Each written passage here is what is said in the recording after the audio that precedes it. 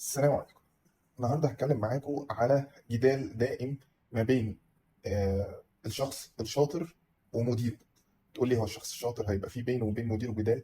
هقول لك مفيش حد شاطر في تنفيذ كل المهام المطلوبه منه، ولكن الموضوع وما فيه ان الشخص ده بيبقى شغله مؤثر جدا في الشركه، فبيبقى شخص شاطر دايما الاونر بيحبه. ولكن المدير بيبقى عنده طلبات. لنفترض انك شغال مسؤول عن السوشيال ميديا بتاعت الاكونت، وانت معاك التيم وانت المسؤول عنه بالكامل. فانت كل تركيزك انك تحقق اكبر مبيعات ممكنه للشركه، فتلاقيك مركز قوي في الاعلانات المباشره، وبتدي اولويه ضعيفه للبوستات الاورجانيك او التصاميم، او انك تعمل معايده للفانز، او انك ترد على الكومنتس بشكل فاني او كرييتيف او ومدي اولويه على كفاءه الاعلانات وتكلفه الطلب اللي بتجيبه للشركه يكون قليل، وحجم الاوردرات يكون كبير، وان الداتا تكون مظبوطه ويتم تسليم الاوردرات بشكل كويس، والحاجات اللي ليها تاثير كبير. في حين ان مديرك عايز يبني براند بشكل كويس، متفاعل دايما مع الناس، بيظهر بشكل كرييتيف، الناس حباه. فاللي حاصل هنا هو انك شاطر في تحقيق التأثير المالي، ولكن في اختلاف في الاولويات بين المهام اللي انت بتديرها وبين اللي مديرك عايز يديرها. مش معنى كده ان انت صح وهو غلط، او ان هو صح وانت غلط، ولكن كل واحد فيكم ليه مهام مختلفة.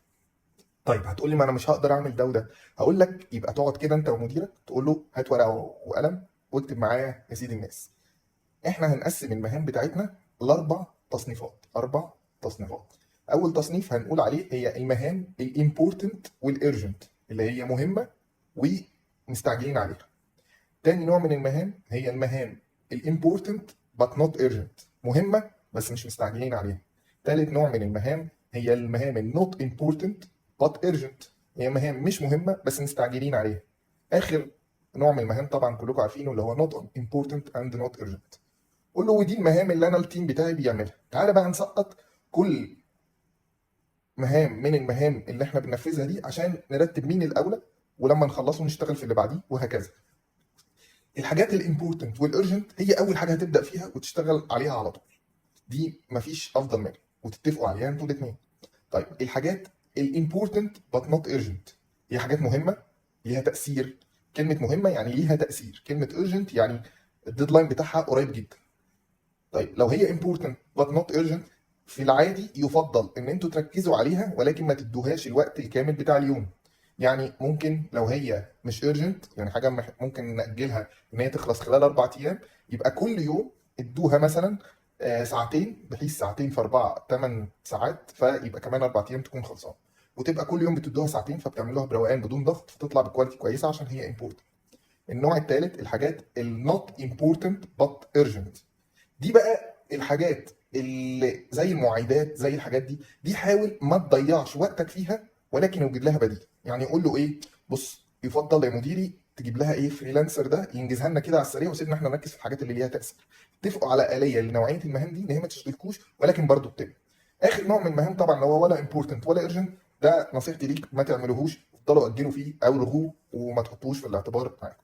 لما انتوا الاثنين تقعدوا تتفقوا على ده، هتبقوا انتوا الاثنين حاطين قدام عينيكم ايه الحاجات اللي ليها تاثير وايه الحاجات اللي مستعجلين عليها، ودايما هتبقى الشخص الشاطر اللي بيأدي الرغبات بتاعه مديره وبتاع الشركه. نفس النظام طبق دي مع المهام بتاعتك انت نفسك ومع المهام بتاع كل فرد في التيم بتاعك. تلاقي نفسك عارف تدير الوقت بتاعك، تشتغل بشكل مؤثر جدا، عارف تسلم الحاجه في المواعيد اللي مطلوبه، وما تبقاش الشخص اللي بيتاخر عن الديدلاينز بتاعتك. 4 حاجات ما تنساهمش ابدا، كل يوم اعملهم وفي كل خطه نفذهم.